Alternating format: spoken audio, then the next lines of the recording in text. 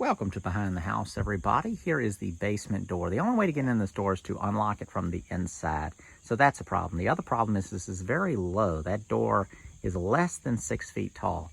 So when I go through this door and I step there, it's very easy to bang your head going in and out of this. So I'm going to remove the blocks from above the door. So we'll have all that room. I'll kind of frame in a rough opening and then select a door that I already have and get it all just built up to fit that door.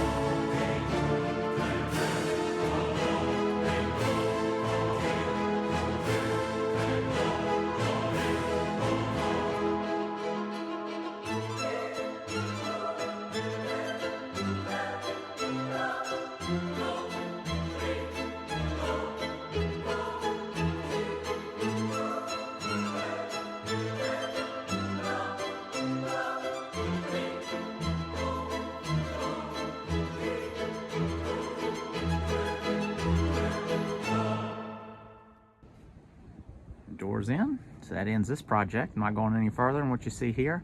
I'll paint the treated wood later once it's had a little more time to dry out. It's probably good enough for some solid stain, but I'm not going to do it right now. The other thing that I did was, you can see in there, there's this little aluminum trim pieces. So I just bent up some little pieces to seal it off. And of course, this is all fit around the existing stuff. I didn't want to mess with the siding too much. I could have probably cut this maybe cleanly, gapped off from the door all the way down parallel, and then made some sort of trim piece. But again, that's just worrying over stuff too much. You can see it's closed in up there with that. And then of course, that's the new mortar that I fit in there to get that right. So that's it. I think I've said this already in the beginning of the video, but this is a door I just found on the side of the road. It's perfectly flat still. Somebody probably just replaced it with a fiberglass, you know, some sort of modern door with insulated qualities in the glass and the panel. But it's a great door, and I didn't have to pay a dime for it. Just had to work on it just a little bit, make the frame for it. I imagine you bought a door this quality, you're looking at probably $500–600. I mean, it's a 1 3/4 inch fir door, high quality. Probably cost more than that. And then even then, I don't actually know if it wouldn't be pre-hung. It would just be a door panel most likely.